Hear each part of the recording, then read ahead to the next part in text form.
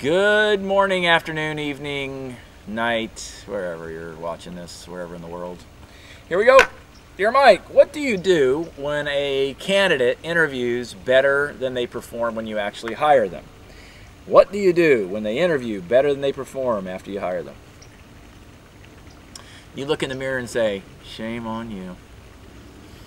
When people perform below their level of interview, one of three things has happened.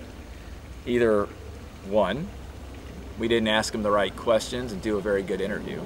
Two, we didn't check their references. Or three, we did not really look into their work history.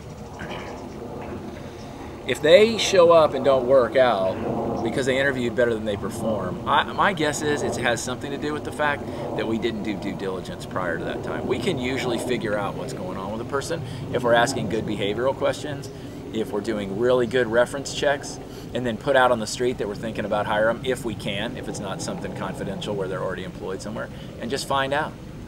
And don't just use their references, put it out there, see if you know people.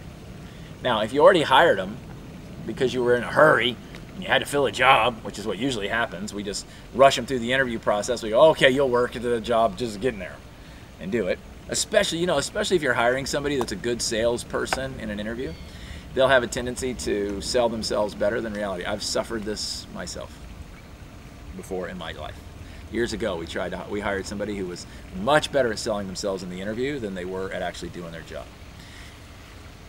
When it was all said and done, it was my own doggone fault, though. I just screwed it up. That's what happened. All right? But once you have them, that's why you have that 90-day probationary period. So usually it goes wrong because we don't do good due diligence in the interview and in the hiring process. And then it goes worse because the day they start, we aren't clear about their performance expectations.